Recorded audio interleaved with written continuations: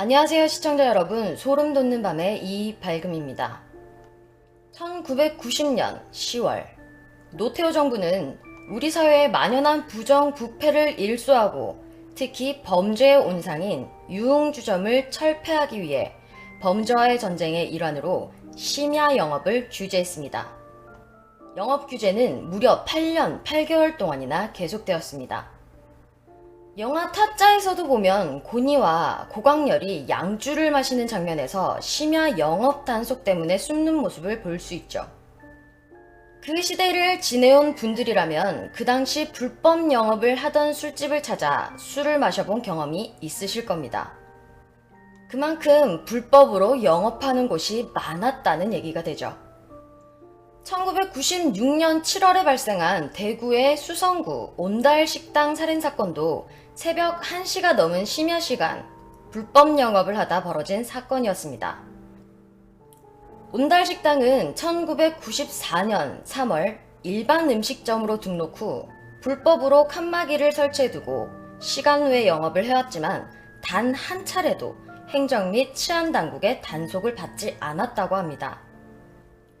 온달식당이 있던 수성구의 수성못 유원지 일대는 유흥가들이 위치해 있는 곳이었기에 경찰의 집중 단속 대상이었으나 그곳의 종업원의 말에 따르면 셔터도 내리지 않은 채 버젓이 영업을 한 정도로 경찰의 단속은 없었다고 말했습니다.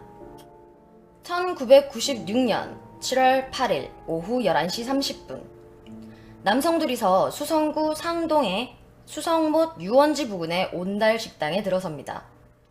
그들은 양주 2병과 맥주 5병을 마셨고요. 시간은 자정을 넘어섰습니다. 그러다가 여 종업원과 언성을 높여 싸우는가 싶더니 20대 중반의 여 종업원 2명과 38세의 식당 여주인 황씨를 칼로 찔러 살해하고 20세의 여종업원 김씨에게도 칼을 휘둘려 중상을 입혔습니다.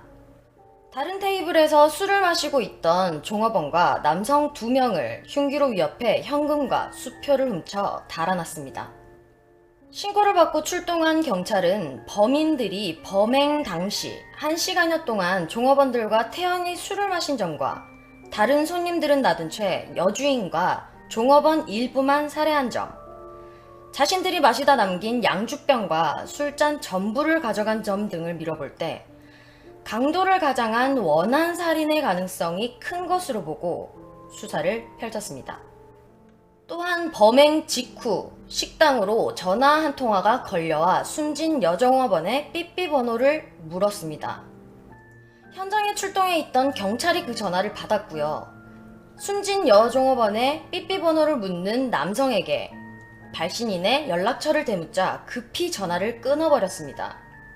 이에 경찰은 숨진 종업원들과 관련이 있는 인물일 것이라 생각해 숨진 직원들의 연고지인 경남 창녕으로 형사대를 보내기도 했습니다. 중상을 입고 병원에 입원한 종업원 김씨에게서 범인 중 한 명이 안면이 있다는 이야기를 들은 경찰은 현장에 있던 목격자들과 종업원의 말에 따라 범인의 몽타주를 만들고 전국에 수배를 내렸습니다. 사건 현장에서 자신들의 지문을 남기지 않기 위해 술병과 술잔을 들고 간 범인들이었지만 사건 현장의 화장실 문과 테이블 등에서 범인 2명의 지문 8개를 발견해낼 수 있었습니다. 경찰은 3일 만에 지문 형태를 확인해냈고 이로써 범인을 잡는 데는 시간 문제일 거라고 생각을 했으나 식당 주인 황 씨와 종업원들의 주변 지인들의 지문과도 일치하지 않았고요. 동일 전과자들의 지문과도 일치하지 않아 수사에는 전혀 진전이 없었습니다. 그렇게 사건이 발생하고 한 달이 지나갔습니다. 이 살인사건의 범인은 엉뚱한 상황에 검거가 되게 됩니다. 1996년 8월 8일 남편이 납치되었다며 경찰의 한 여성이 신고를 하게 됩니다. 납치된 인물은 고등학교 수학교사인 44세의 우씨였고요. 납치범들은 교사의 부인에게 몸값으로 1억 5천만 원을 준비하라는 협박 전화를 해왔습니다. 납치범들은 돈이 많이 급했던 것인지 10여 차례나 협박 전화를 해왔고요. 8월 10일 돈을 가지고 대구의 구남여상 부근의 한 다방으로 오후 3시까지 나올 것을 요구했습니다. 경찰은 부인과 납치범들이 접선할 장소 근처에서 잠복을 하였고요. 다방 근처를 배회하고 있던 33세의 박광을 검거하게 됩니다. 박 씨가 검거되자 공범들은 우 교수를 택시 트렁크에 감금한 채 도주했고, 도주 중 경부고속도로의 옥산 휴게소에서 납치한 우 씨를 버려둔 채 서울 쪽으로 도주했습니다. 범인 박광이 검거된 직후 8월 11일 납치 사건을 조사 중이던 대구 남부경찰서에서는요, 박광의 얼굴이 어딘가 모르게 익숙하다는 생각을 하게 됩니다. 지난달 7월 온달 식당에서 벌어진 살인사건의 몽타주 인물과 너무나도 비슷하게 생긴 얼굴을 하고 있었기 때문입니다. 경찰은 그때 찾아냈던 지문과 검거한 박광의 지문을 대조해 보았고요. 그 결과 살인사건의 범인과 동일범이라는 것을 알게 됩니다. 그리고 이들과 함께 납치 행각을 벌인 공범 2명 중에 살인사건의 공범이 있을 거라고 확신하고 공범의 행적을 뒤쫓았습니다. 공범은 26세의 원 씨와 31세의 이 씨로 밝혀졌습니다. 8월 15일 대구 서구 비산동의 이 씨의 동생 집에서 도피 자금 150만 원을 가지고 동생 집 맞은편 빈집으로 거처를 옮겨 등산 장비와 가발 등으로 위장하여 은신하려고 했던 것을 익명의 제보자로부터 신고를 받고 급습하여 이들을 검거할 수 있었습니다. 검거된 공범 2명 중 한 명인 원 씨의 지문이 7월 온달 식당 살인 사건에서 발견된 지문과 일치함을 확인하면서 온달 식당 살인 사건의 범인을 모두 체포하게 된 것입니다. 경찰 조사에서 박광은 별다른 부인 없이 지난 5월 교도소에서 출소한 후 사업자금을 마련하기 위해 교도소에서 알게 된 원 씨와 온달 식당에서 술을 마시다 살인사건을 저질렀다고 자백했습니다. 주범인 박광과 공범 원 씨와 이 씨는 모두 교도소에서 알게 된 지인이었습니다. 특히나 박광은 중학교 3학년 때 노상강도를 저지르고 19세 때에는 경남 거창에서 사람을 살해한 죄로 14년 동안 안동 및 경주교도소에서 복역을 했습니다.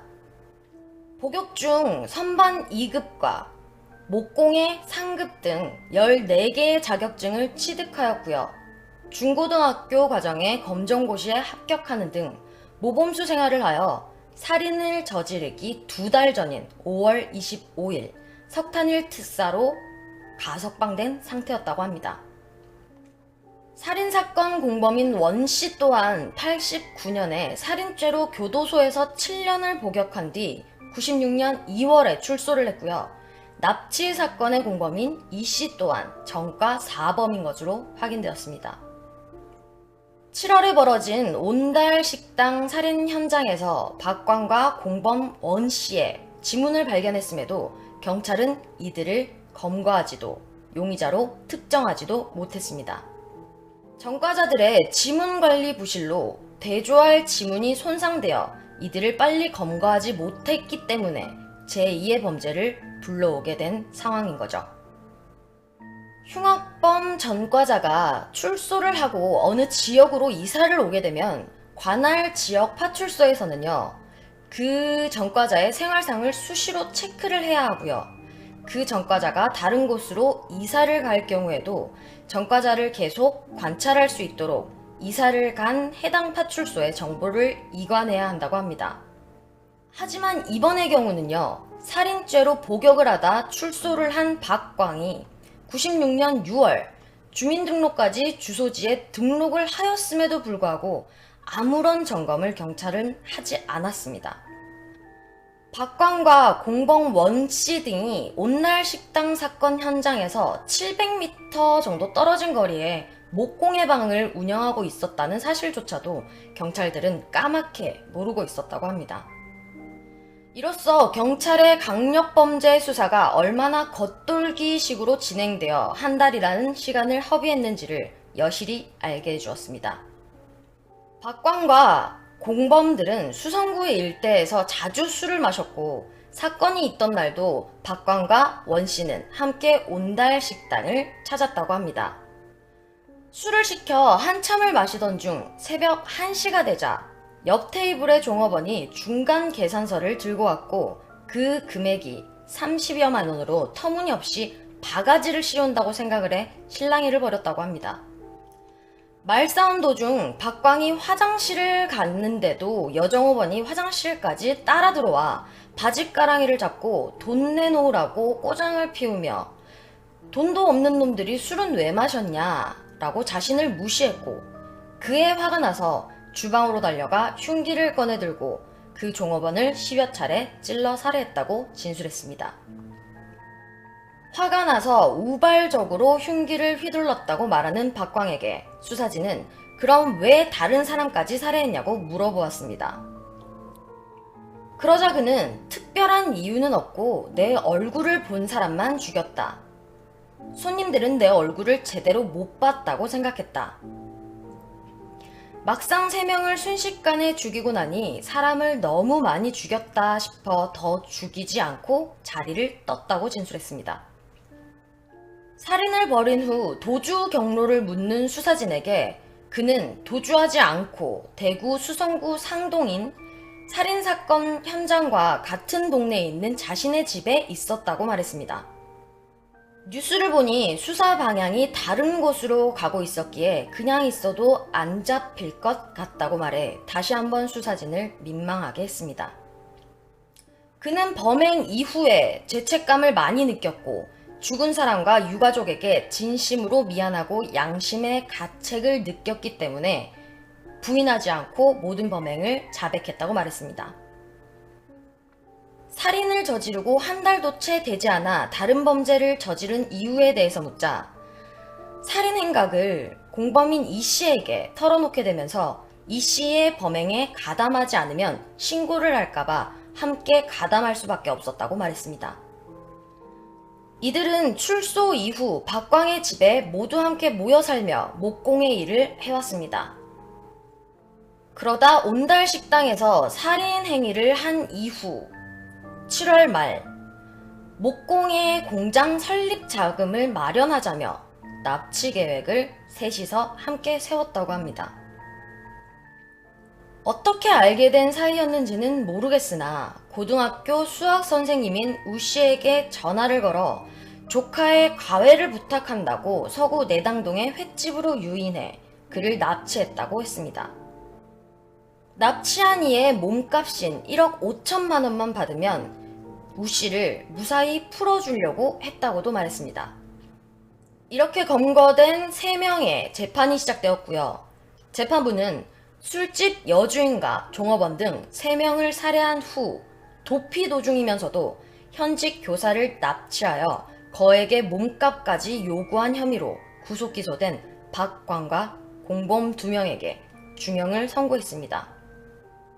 박광에게는 살인죄를 적용해 사형을, 원씨와 이씨에게는 특수강도죄 및 인질강도 미수죄를 적용해 각각 징역 15년과 12년을 선고했습니다.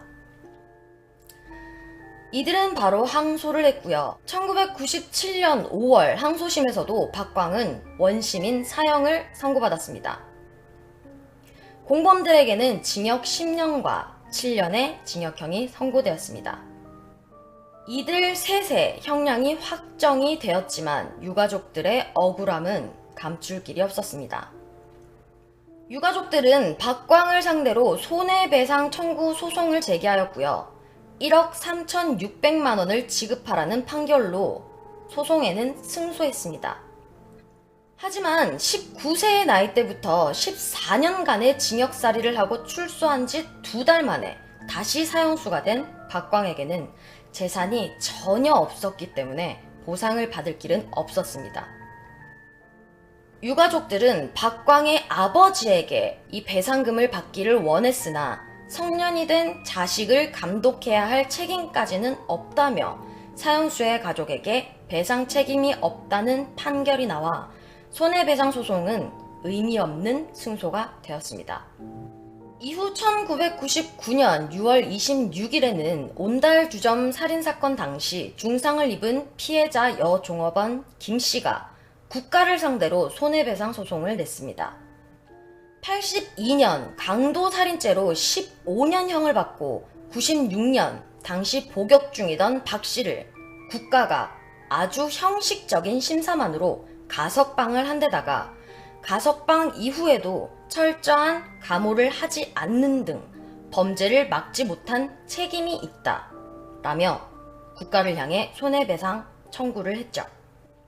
그런데 재판부는 이에 대해서 국가는 박광에 대해 개전에 정의 현저하고 자립, 갱생 의혹이 높다고 판단해 당시 1년 보호관찰을 조건으로 가석방했으며 그 후에도 중점 관리 대상으로 분류해 관리하는 등 재범 방지에 노력을 했다고 말합니다.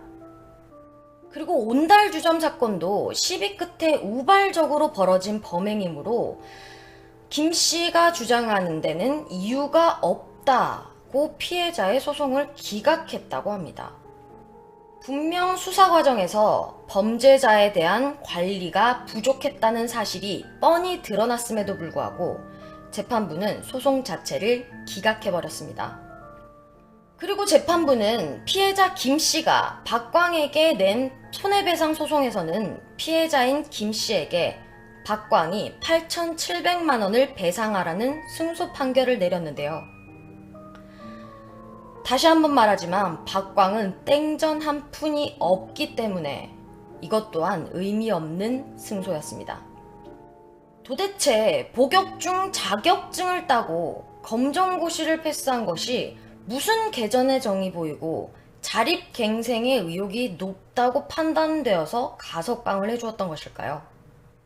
교도소 내 재소자들은요, 교도소에서의 시간은 굉장히 더디게 가기 때문에 시간을 보내기 위해서는 무엇이라도 해야 한다고 말합니다. 그래서 평소에는 읽지도 않는 두꺼운 소설책을 몇 권씩이나 보며 시간을 때운다고 말하죠. 자립갱생을 위해 본인이 노력을 하며 자격증을 따고 검정고시를 본 것이 아니라 박광은 그저 14년의 시간을 때우려 한 것일지도 모르는데 그런 일을 자립갱생의 의혹이 높다고 평가를 내리고 가석방을 해준 것 같네요. 그리고 가석방 이후 1년의 보호관찰은 무슨 2달 만에 벌어진 살인사건에도 한 달 내내 범인을 잡아내지도 못했는데 피해자 김씨의 손해배상 청구 소송에 이유가 없다고 기각을 한 재판부가 이해가 되지 않습니다. 이유가 어찌 되었던 박광과 그의 일당들은 목공의 자격증을 비롯한 여러 개의 자격증을 교도소 내에서 땄습니다. 그리고 검정고시도 돈 한 푼 들이지 않고 국가에서 치를 수 있도록 배려해 주었죠. 그런 박광은 그 목공의 자격증을 딴 핑계로 공장을 차릴 돈을 마련하기 위해 사람을 납치하고 보호관찰 기간인데도 불구하고 심야 불법 영업을 하는 술집에서 술을 마시다 시비가 걸리자 무고한 사람들에게 주먹도 아닌 흉기를 휘둘러 살인을 저질렀습니다. 자기의 죄를 진정으로 뉘우치고 혼자서 사회에서 정상적인 생활을 하려고 했던 사람이라면 이런 짓이 가능했을까요? 수사 과정에서 발생한 경찰의 무능함도 유가족들을 분노케 했습니다. 그리고 이후 손해배상 청구 소송이 기각되면서 피해자와 유가족들에게 재판부는 또다시 씻을 수 없는 상처와 허탈감을 안겨주었습니다. 4차 산업혁명이 시작되면서 인공지능 로봇이 많은 직업들을 사람 대신 해낼 것이라고들 합니다. 많은 직종을 로봇으로 대처한다고 해도 이것만은 절대 사람이 해야 한다는 직업 중 하나가 판사와 검사와 변호사입니다. 물론 법적인 판결에 개인적인 감정이 묻어나면 안 되겠지만 어디까지나 사람과 사람 사이에서 일어난 사건에 대한 판결은 사람의 감정을 가지고 피해자와 유가족들을 이해할 수 있는 입장에서 이루어져야 하기 때문에 기계로는 대체할 수 없다고들 말을 하는 거죠. 하지만 이같이 피해자와 유가족들의 마음을 전혀 헤아리지 못한 채 반복되는 상처를 주는 판결만 계속된다면 열심히 공부해서 사람을 판검사로 만들 필요가 있을까요? 책에 쓰여 있는 것을 달달 외워 사건의 겉만 훑은 채 판결을 내리는 것은 어쩌면 인간보다 인공지능을 가진 로봇 판사가 더 빠르게 잘 해낼지도 모릅니다. 물론 판사 직종마저 AI 인공지능 로봇으로 대체되지 않도록 모두가 이해할 만한 판결을 내릴 수 있는 현명한 판사님들이 앞으로 더 많아질 거라고 생각하고 있긴 합니다. 살인 강도죄로 15년을 선고받고 가석방이 된 지 2달 만에 사람을 3명이나 살해한 그의 입에서 죄송하다, 양심의 가책을 느낀다 라는 말에서 여러분은 진정성이 느껴지시나요? 지금도 박광은 집행되지 않는 사형수로 복역하면서 책이나 읽고 자격증이나 따고 취미생활을 즐기며 유가족들과 피해자와는 다르게 여유로운 생활을 즐기고 있을 것입니다. 대한민국의 법은 범죄자들을 위한 것이 아닌 선량한 국민들을 보호하는 것이라는 가장 기본적인 개념을 잊지 말아야 할 것입니다.